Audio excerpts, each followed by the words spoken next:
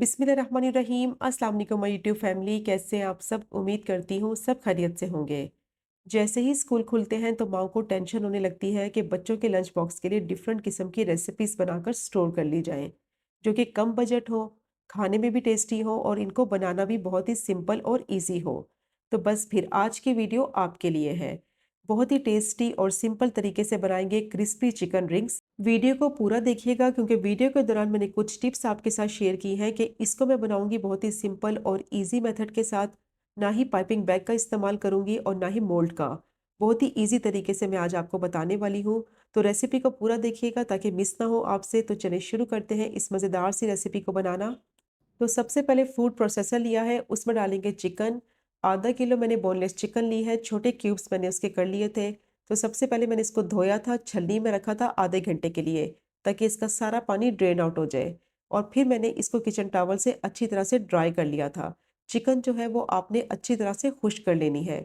और अब मैं फूड प्रोसेसर को सिर्फ 1 मिनट के लिए चलाऊंगी ताकि चिकन जो है वो अच्छी तरह से पिस जाए।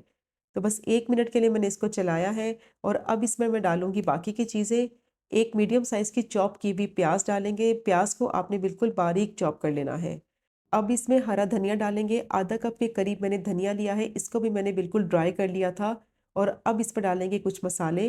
1.5 टीस्पून मैं इसमें नमक ऐड करूंगी, आप बाद में भी टेस्ट करके ऐड कर सकते हैं। 1 teaspoon black pepper powder, 1 teaspoon white pepper powder और 1 टीस्पून ही इसमें गार्लिक पाउडर ऐड करेंगे। अच्छा, गार्लिक पाउडर आपने ज़रूर ऐड करना है, इसका बहुत ही अच्छा फ्लेवर आएगा। 1 टीस्पून ऑरिगेनो ऐड करेंगे। अब दोबारा से मैं फूड प्रोसेसर को 1 मिनट के लिए चलाऊंगी ताकि मसाले जो हैं वो चिकन में अच्छी तरह से मिक्स हो जाएं। बहुत ही कम स्पाइसेस इसमें डलते हैं लेकिन बहुत ही ये टेस्टी बनते हैं। तो बस 1 मिनट के लिए अच्छी तरह से मैंने इसको पीस लिया है। और अब इसमें डालेंगे 1 टेबलस्पून सोया सॉस, 3 टेबलस्पून मैं इसमें ब्रेड क्रम्स डालूंगी बाइंडिंग के लिए। 2 ब्रेड के स्लाइसिस ले लें और उसको चॉप कर लें, वो डाल दें और ब्रेड क्रम्स आपके बन जाएंगे। और अब इसको दोबारा से मैं चलाऊंगी 1 से 2 मिनट के लिए, ताकि अब तमाम चीज़ें चिकन में अच्छी तरह से वेल कंबाइन हो जाएं, अच्छी तरह से मिक्स हो जाएं। तो बहुत ही ये टेस्टी बनते हैं और इनको बनाकर आसानी से आप स्टोर कर सकते हैं 1 महीने के लिए। 2 मिनट के लिए मैंने फूड प्रोसेसर को चलाया है और अच्छी तरह से तमाम चीज़ें मिक्स हो गई हैं।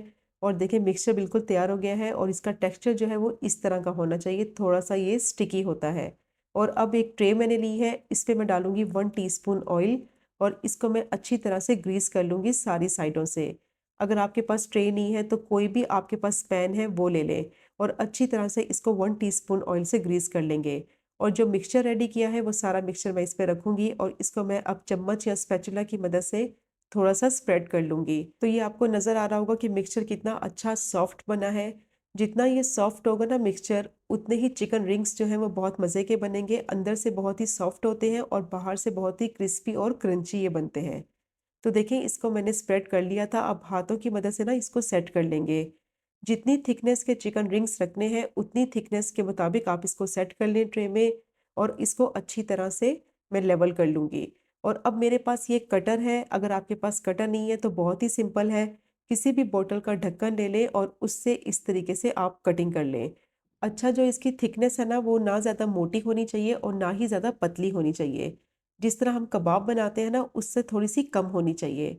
अब यहाँ मैंने छोटा ढक्कन लिया है, उससे सेंटर में मैं होल कर लूँगी। और ये देखें कितनी अच्छी रिंग्स की शेप जो है वो बन के तैयार हो गई है। हाथों की मदद से ही मैंने ये रिंग्स की शेप बना ली है, ना ही मैंने पाइपिंग बैग का इस्तेमाल किया है और ना ही मैंने कोई मोल्ड का इस्तेमाल किया है।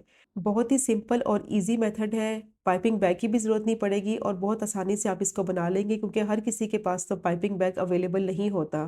तो बस इस तरीके से आप बना के आसानी से रख सकते हैं। अब मिक्सचर को दोबारा से पहले सेट कर लेंगे और फिर मैं इसको दोबारा से कटिंग करूँगी। और देखें मिक्सचर बहुत ही सॉफ्ट है और जब इसको आप हाथ में पकड़े तो थोड़ा-सा इसको गोल शेप दे दें पहले। और अब ढक्कन की मदद से मैं सेंटर में सुराख कर लूँगी। और कितना ईज़ी और सिंपल है इसको बनाना, देखिए मैंने ढक्कन की मदद से ही सुराख किया है। बहुत ही ईज़ी है, बहुत ही सिंपल है और बिल्कुल एक जैसी ही शेप वाले आपके बनेंगे। तो ये सारे मैंने इसी तरह बनाकर तैयार कर लिए हैं और सिर्फ आधा किलो चिकन में आप देखें कितनी अच्छी क्वांटिटी में ये बनाकर रेडी कर सकते हैं। अब इसको मैं फ्रीज़र में रखूँगी 15 से 20 मिनट के लिए, ताकि इनको हैंडल करने में आसानी हो और कोटिंग में भी आसानी हो, क्योंकि ये थोड़े से सॉफ्ट हैं, फ्रीज़र में रखने से थोड़े से हार्ड हो जाएँगे। 2 अंडे लिए हैं, 1 टेबलस्पून मैं इसमें पानी डालूँगी और अंडों को मैं अच्छी तरह से बीट कर लूँगी। मैदा लिया है और साथ ही मैंने ब्रेड क्रम्ब्स लिए हैं। तो देखिए अंडों को मैंने अच्छी तरह से बीट कर लिया है। अब रिंग्स को मैंने फ्रीज़र में रखा था तो उनको मैं निकाल लेती हूँ। तो देखिए थोड़े से ये सख्त हो गए हैं और हैंडल करने में इनको आसानी होगी अब। और इसको सबसे पहले कोट करेंगे मैदे के अंदर। खुश्क मैदे में अच्छी तरह से इसको कोट कर लेना है और फिर इसको कोट करेंगे अंडे के अंदर। तो वो वाला हाथ आप इस्तेमाल ना करें जो आप मैदे और ब्रेड क्रम्ब्स में इस्तेमाल करेंगे। तो देखिए अंडे की अच्छी से इसकी कोटिंग हो गई है और अब इसको कोट करेंगे ब्रेड क्रम्ब से। तो देखा आपने कितना सिंपल और ईज़ी है इसको बनाना। तो सबकी मैंने इसी तरह से कोटिंग कर ली है, पहले मैदे में, फिर अंडे में और फिर ब्रेड क्रम्ब्स में।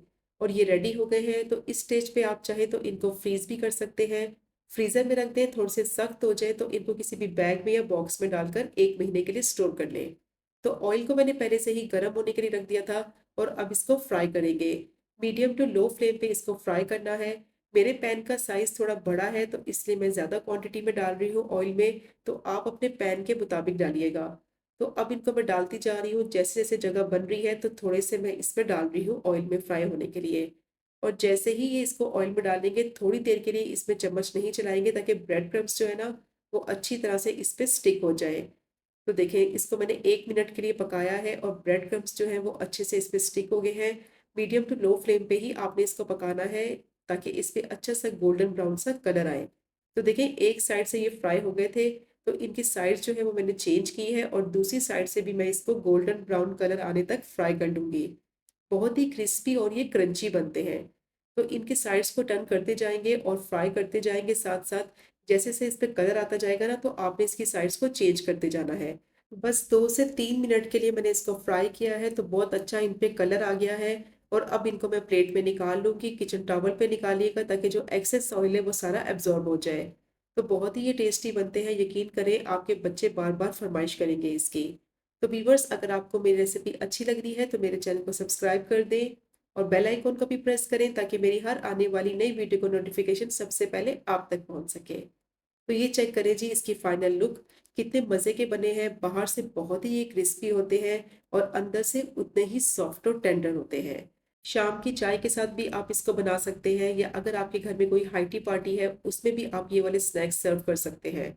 बहुत ही यम्मी बनते हैं और ये देखें बाहर से कितने क्रिस्पी हैं, अंदर से बहुत ही सॉफ्ट, जूसी और टेंडर होते हैं। इसी तरह से मज़ेदार सी रेसिपीज़ के लिए मुझे देखते रहें और मुझे ये भी बताइएगा कि आप मुझे किस कंट्री से देख रहे हैं। रेसिपी पसंद आए तो लाइक, कमेंट और शेयर भी करें।